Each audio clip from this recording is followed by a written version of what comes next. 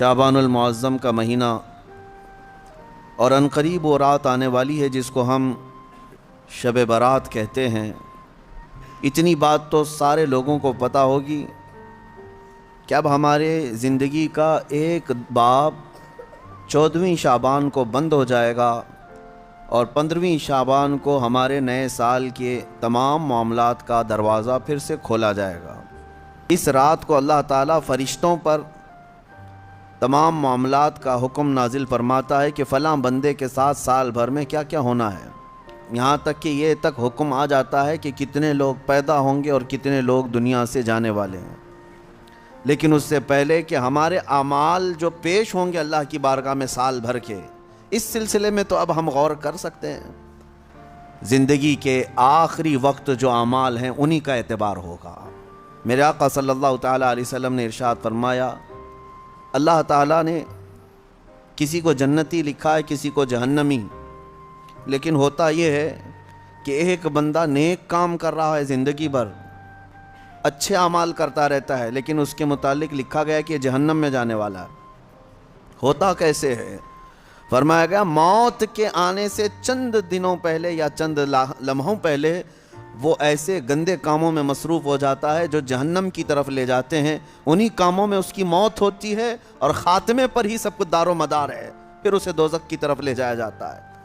اور کسی کے متعلق اللہ تعالیٰ نے جنتی لکھا ہے جبکہ اس کے کام برے تھے۔ فرمایا گیا کہ وہ برے کاموں میں مصروف تو رہتا تھا لیکن موت سے پہلے اچانک وہ اللہ کی طرف آ گیا، یہ محافل میں بیٹھنے لگ گیا اور اسی اثنا میں اس کی موت ہوئی، تو آخر میں جو کچھ کرتا تھا اسی کا اعتبار کیا جائے گا اور اسے جنت بھیج دیا جائے گا۔ میرے عزیزوں، اب 15ویں شعبان سے پہلے اس سال جو کچھ بھی گزرا ہے اس پر اب ایک دروازہ بند ہوگا اور اللہ کی بارگاہ میں اس سال کی کتاب پیش ہوگی، یعنی شمسی سال کے اعتبار سے، انگریزی مہینوں کے اعتبار سے 2022 اور 23 انکم ٹیکس کا حساب ایسے ہی چلتا ہے، 20-21 21-22 22-23، اس طرح سے آپ کا 22 اور 23 کا حساب 4 دن کے بعد اللہ کریم کی بارگاہ میں جانے والا ہے۔ ہو سکے تو جیسے ہمارے بزرگوں کا معمول ہے، ہم 14 شعبان کو بھی 15 شعبان کو بھی روزہ رکھ لیتے ہیں۔ وجہ کیا ہے؟ بعض لوگ خامخواہ ہم سے بحث کر رہے ہیں، اس کی دلیل کہاں ہے، اس کی دلیل کہاں ہے، یہ کہاں سے ثابت ہے، وہ کہاں سے ثابت ہے۔ ان کو شب برات کے روزوں کے متعلق بڑی عجیب سی بات ہے۔ بات صرف اتنی سی ہے کہ ہماری تمنا یہ ہے کہ ہمارے اعمال جب اللہ کی بارگاہ میں جا رہے ہوں 14 شعبان کو، اس وقت بھی ہم روزے کے عالم میں ہوں، اور جب ہمارا نیا سال شروع ہو رہا ہو اس وقت بھی ہم روزے کے عالم میں ہوں۔ کیا یہ بہتر طریقہ نہیں ہے؟ اسی لیے بزرگوں کا معمول رہا کہ اس سال جو بھی چلا، جیسا بھی گیا، گزرا تو ہے، لیکن اخیر وقت کچھ ایسے اعمال کر لو کہ اللہ کی بارگاہ میں جب یہ پیش ہوں تو تمہارے لاسٹ امپریشن کو دیکھا جائے، تمہارے آخری اعمال کو دیکھا جائے کہ آخر میں یہ کیا کرتا تھا۔ اللہ نے قرآن میں فرمایا ہے، دوڑو اللہ کی طرف، ففروا الی اللہ، اللہ کی طرف دوڑے دوڑے آ جاؤ، سابقوا الی الخیرات، نیکیوں کی طرف دوڑ بھاگ کرو، جتنا ہو سکے بھاگو۔ صحابہ کرام رضوان اللہ تعالیٰ علیہ مجمعین میں اس بات کا تو کمپٹیشن ہوتا تھا، وہ نیکیوں میں سبقت لے جانے کے لیے ایک دوسرے کے آگے بڑھنے کی کتنی تمنائیں کرتے۔ سیدنا ابو بکر صدیق اور حضرت عمر فاروق رضی اللہ تعالیٰ عنہ کا معمول یہ تھا کہ حضرت عمر کہتے ہیں میں ڈھونڈ ڈھونڈ کر کے مدینے میں کچھ ایسی نیکی کرنا چاہتا تھا جو ابو بکر نہیں کرتے، کہیں پر بھی ان کے برابر ہو جاؤں یا ان سے آگے بڑھ جاؤں۔ بڑی مشکل سے حضرت عمر کو ایک گھر ملا، ایک بوڑھی عورت جس کا کوئی نہیں رہتا تھا۔ حضرت عمر نے طے کر لیا کہ اس کے بیوہ عورت ہے، اس کے گھر کا سارا کام میں کر دوں گا، کسی کو پتہ بھی نہ چلے۔ وہ فجر میں نماز کے بعد جا کر دیکھے تو اس عورت کا سارا گھر کا کام پہلے سے کیا ہوا ہے۔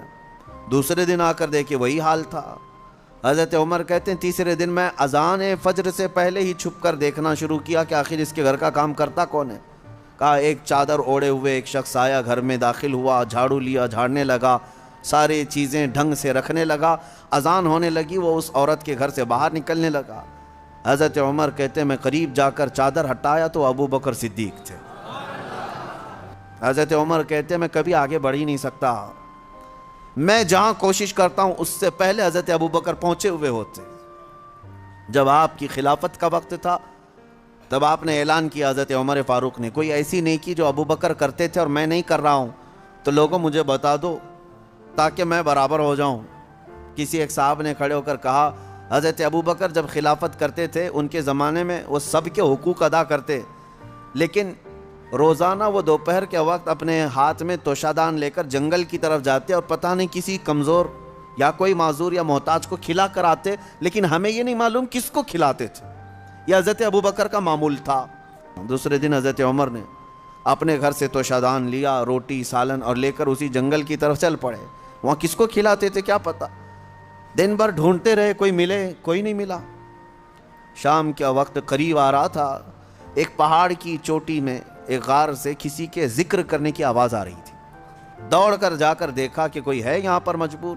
جیسی غار کے اندر نظر پڑی تو دیکھا ایک ایسا شخص بیٹھا ہوا ہے جس کے ہاتھ بھی کٹے ہیں، پیر بھی کٹے ہیں، اور آنکھوں سے بھی بینا نہیں ہے، اندھا ہے، نابینا ہے۔ اتنی معذوری کے عالم میں اگر کوئی بیٹھا ہوا ہے اور غار میں، تو حضرت عمر کہتے ہیں مجھے تو یقین ہو گیا کہ یہی وہ بندہ ہے جس کو حضرت ابو بکر کھلایا کرتے تھے۔ حضرت عمر کہتے ہیں میں گیا، چپکے سے جا کر بیٹھ گیا، میں نے آواز بھی نہیں کی تاکہ اس اندھے شخص کو یہ معلوم بھی نہ ہو کہ کون کھلانے آیا ہے۔ آپ نے روٹی توڑ کر سالن میں بھگوئی اور اس اندھے کو منہ میں روٹی رکھی۔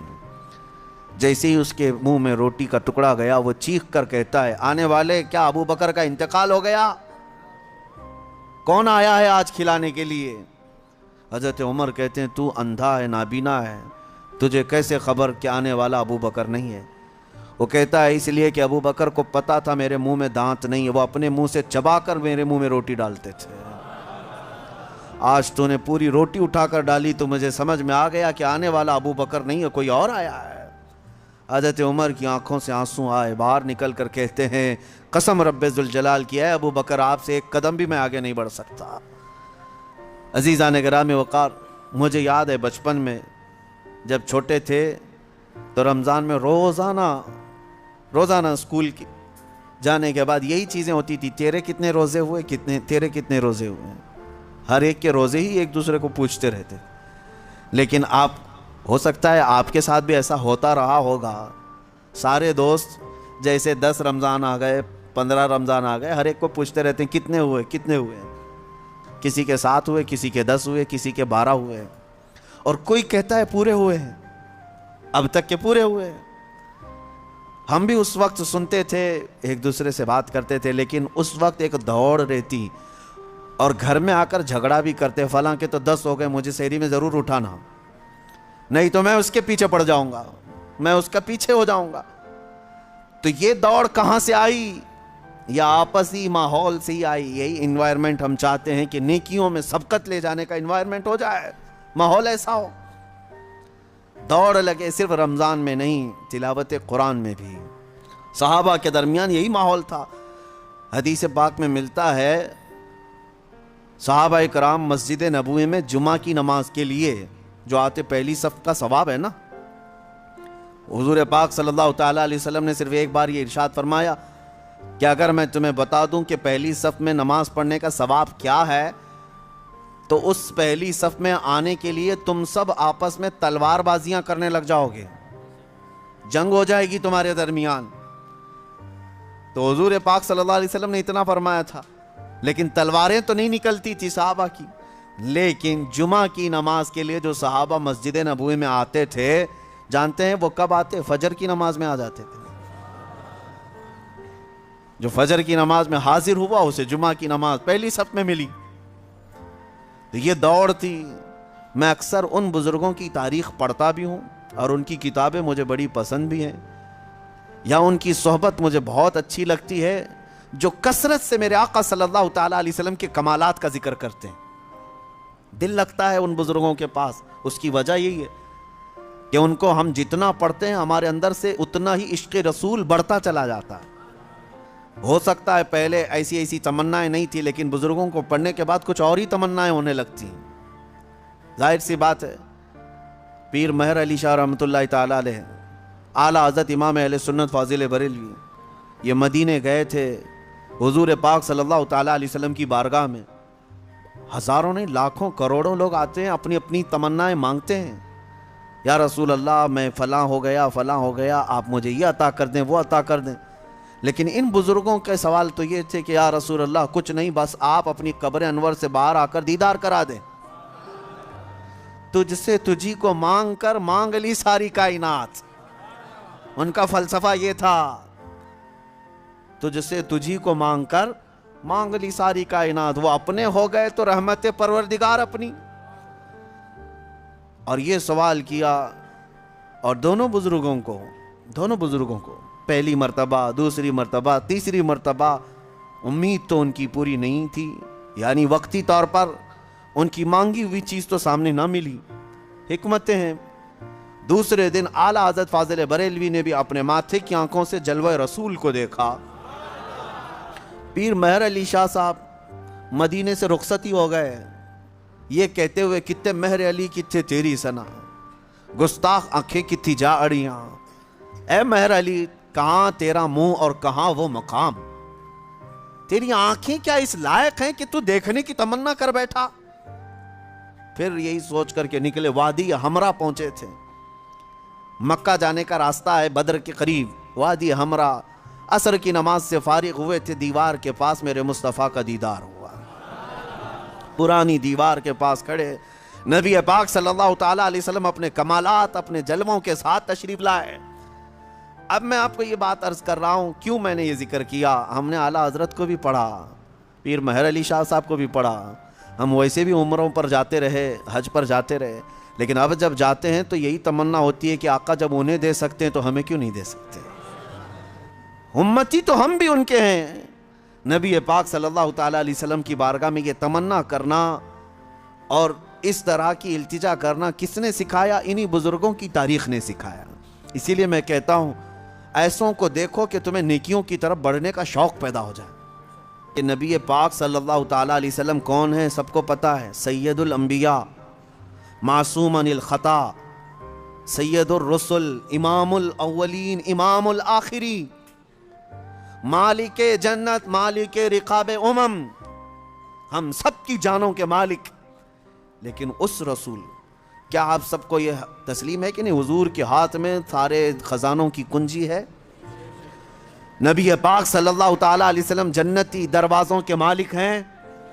اس کے باوجود رسول اللہ دعا یہ کرتے تھے کہ اے اللہ تو مجھے میرے نفس کو میرے حوالے 1 منٹ کے لیے بھی مت دینا، ہمیشہ اپنی حفاظت میں رکھ. رسول جب یہ دعا کرتے ہیں کہ میرے نفس کو میرے حوالے، پلک جھپکنے کے برابر جو وقت ہوتا ہے حضور فرماتے ہیں لا تکلنی الی نفسی طرفت عین یا اللہ. اے اللہ پلک جھپکنے کے برابر کا جو وقت ہوتا ہے، اتنے وقت کے لیے بھی میرے نفس کو میرے حوالے مت کرنا. اے اللہ تو ہمیشہ اپنی حفاظت میں رکھ. اب اس سے آپ امپورٹنسی سمجھو، اندازہ کرو کہ جو سید الاولین والآخرین یہ کہتے ہوں کہ 1 منٹ کے لیے بھی مجھے دنیا کے حوالے نہ کر، تو پھر ہمارا اور آپ کا حال کیا ہونا چاہیے. اگر ہم چند دنوں کے لیے دنیا کے حوالے ہو گئے تو ہمارے اوپر کیا کیا ہتھ کنڈے نہیں آئیں گے. یہ تو غنیمت ہے میرے عزیزوں. ہم ہفتے میں 1 مرتبہ محفل ذکر کر رہے ہیں. ہونا تو یہ چاہیے کہ جتنی مسجدیں ہیں سب کے دروازے کھلیں، اور جس طرح جمعہ میں لوگ کثرت سے حاضر ہوتے ہیں، محفل ذکر میں بھی حاضر ہو کر اپنے دلوں کے زنگ کو دور کیا کریں. آپ کو بتاؤں رسول پاک صلی اللہ تعالیٰ علیہ وسلم کی حدیث ہے، میں اب گفتگو کلوز کرتا ہوں قریب ہے. الدنیا جیفۃ وطالبها الکلاب، دنیا مردار کی طرح ہے اور اس کا طلب کرنے والا کتے کی طرح ہے. کبھی آپ نے سوچا کتا کہنا گالی ہے؟ گالی ہے؟ سنو گے کسی سے کہ تم کو کوئی کتا کہہ دے؟ نہیں. یہ اور بات ہے کہ ہم نسبت جب کسی بلند جگہ سے کرتے ہیں تو کتا بھی افضل ہوتا ہے. اگر ہم دربار رسول کا کتا کہتے تو یہ گالی نہیں، یہ فخر کی بات ہے. لیکن ویسے اگر آپ کو کتا کہہ دیا تو برا لگتا ہے. کیوں برا لگ رہا ہے؟ جبکہ آپ کو اگر پوچھیں تو آپ خود ہی کہیں گے کتا بڑا وفادار ہوتا ہے، اس کے اندر تو یہ کوالٹی ہے. کتا اپنے مالک کو چھوڑتا نہیں، کتا اپنے مالک کے دوستوں پر بھونکتا نہیں، کتے کو دو نہ دو دروازہ چھوڑتا نہیں. اتنی اچھی اچھی کوالٹیز اس کے اندر ہے، تو کتا تمہیں کہے تو برا کیوں لگ رہا ہے؟ لیکن بہت اچھی بات ایک دانشور نے کہا ہے، کتا کہنے سے آپ کو تکلیف کیوں ہوتی ہے میں بتاتا ہوں. کتے کے اندر اچھی کوالٹی سب ہیں، لیکن جب وہ کچھ کھانے لگتا ہے نا، گوشت ڈالو، مردہ کھا رہا ہو، کوئی بھی ہو، دوسرا کتا آئے تو اسے برداشت نہیں کرتا، بھونکنے لگ جاتا ہے دانت پھاڑ کر کے. بعضوں نے کہا ہے یہ انسان کا تو ہو گیا لیکن اپنی برادری کا نہیں ہو پایا، یعنی اپنے بھائی کو برداشت نہیں کیا. ارے انسان تو دوسرا ہے، اس کی جنس کا تھوڑی نہ ہے. جینڈر میل کھاتے ہیں کیا کتے کے اور انسان کے؟ نہیں ہے. لیکن کتے کی یہی عادت خراب ہے کہ وہ اپنے بھائی کو اپنے کھانے میں برداشت نہیں کر پاتا. اسی وجہ سے رسول پاک صلی اللہ علیہ وسلم نے فرمایا دنیا کا طلبگار کتے کی طرح ہے. 4-5 دن باقی رہ گئے ہیں 15ویں شعبان کو، اور اس سال کا چیپٹر کلوز ہونے جا رہا ہے. ہمارے سارے اعمال اللہ کی بارگاہ میں پیش ہوں گے، فرشتے لے کر کے جائیں گے، مولا پچھلے سال 15ویں شعبان سے لے کر اس سال کے 14 شعبان تک ان لوگوں نے یہ سارے کام کیے. اب تمہیں پتا ہے، اللہ کو پتا ہے کیا کیا کیے. تم نے کتنی نمازیں چھوڑی وہ بھی لکھا ہوگا، کتنے روزے تم نے رمضان میں پچھلے مس کیے وہ بھی لکھا ہوگا، کتنے زکوٰۃ دبا کر کون بیٹھا ہے وہ بھی لکھا ہوگا، کتنے تم نے لوگوں کے مال کھائے وہ بھی لکھا ہوگا، کتنوں پر غلط نگاہ ڈالی وہ بھی لکھا ہوگا، کتنوں کے ساتھ دھوکہ کیا ہے وہ بھی لکھا ہوگا. یہ تمام چیزیں تو اس میں لکھی ہوئی ہیں، اور اسی حالت میں اب یہ جانے والے فرشتوں کے ہاتھوں اللہ کی بارگاہ میں. وہ اللہ کے فرشتے لا یعصون اللہ ما امرہم ویفعلون ما یؤمرون. اللہ نے جس بات کا انہیں حکم دیا اس میں ایک رتی برابر وہ نافرمانی نہیں کرتے. جس بات کا انہیں حکم دیا گیا وہی کرتے ہیں. وہ اپنی ڈیوٹی کے پکے لے کر جائیں گے، ابھی سب کے اعمال لے کے جائیں گے. پیچھے گھوم کر کے دیکھ لو سال بھر میں کیا کیا کیے ہو، تمہیں اچھی طرح سے معلوم ہوگا کس مہینے میں کیا کیا عمل ہوئے ہیں. بھول جاتے ہو تو یہ اور ایک بڑا عذاب ہے. ایک چیز ہے، قرآن میں اللہ نے فرمایا ان الحسنات یذہبن السیئات. کچھ نیکیاں ایسی ہیں کہ اگر تم کرو گے تو برائیوں پر پانی پھیر دیا جائے گا. رپورٹ تو وہ لے کر ہی جائیں گے، لیکن 4 دن میں کچھ ایسا کرو کہ اس رپورٹ کے اوپر صرف اور صرف تمہاری نیکیاں ہی درج ہوں، باقی سارے گناہ ویسے ہی مٹا دیے جائیں. یہ ہو سکتا ہے آج کے ذکر کو بھی نہایت ہی خلوص کے ساتھ اللہ کی بارگاہ میں اپنے پچھلے تمام گناہوں سے توبہ کرتے ہوئے کھڑے ہو جاؤ، اور اس کے بعد یہ عہد بھی کرو کہ اے اللہ میں سچی توبہ کے ساتھ تیرے دربار میں آیا ہوں.